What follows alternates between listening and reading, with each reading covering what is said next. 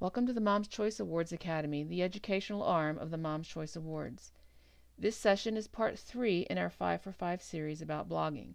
I'm Terry Doherty, and I'll be your host as we continue on and talk about what comes next when you're deciding to blog or not. Now that we've talked about what a blog is and what you can do with a blog, and you are balancing the idea of goals versus time, one question remains. Do I really need a blog? Today we're going to talk about how blogs and websites are similar and different, identify some different platforms and their options, and give you some things to think about when you're picking a service to host your blog.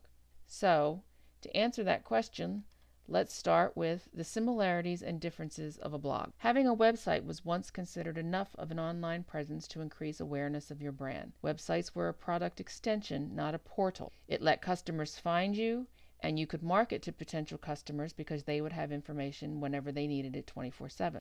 However, with the explosion of mobile devices, that kind of website isn't enough. It has given way to the idea of a blog site. People expect to interact with whatever they see online.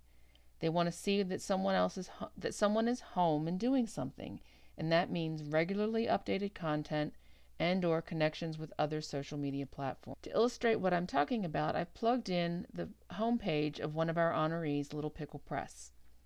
As you can see, it looks like a regular website. It shows their products, it has an about link to learn about the company, a contact tab to tell you how to reach them, but it also has information that is continually updated. The picture of the book covers is one slide that is part of a series that goes through their homepage. The top box is an excerpt from their blog, and the bottom box is their Twitter stream. Not only do they let you know what they are doing today, but they also invite you to connect with them in other online communities. So whether you have a website and want to start a blog, or want something that will let you do both, there are plenty of platform options, and these are just a few. I recommend that you visit each one because they all have different strengths. Let your goals guide the best platform for you, not the other way around. Don't get tricked by those bells and whistles. Make sure they're what you need for your blog. Blogger is a Google product, so if you use other Google tools, this might be a natural for you. WordPress has 2 versions. .com is hosted for you. .org allows you to self-host if you want to use your own URL. TypePad offers a free trial, but it is a professional service.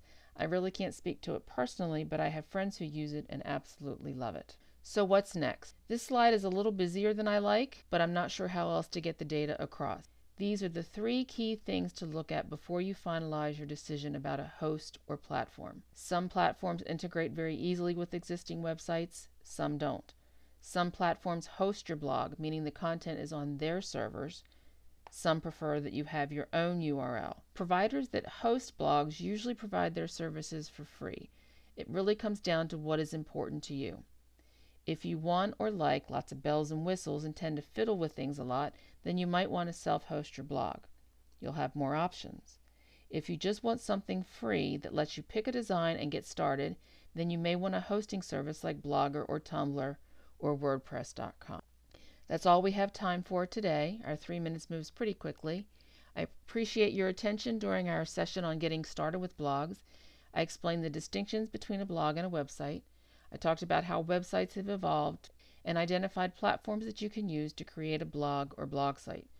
Next time, we'll be talking about getting started with your blog. Thanks for your time. We appreciate you being here today.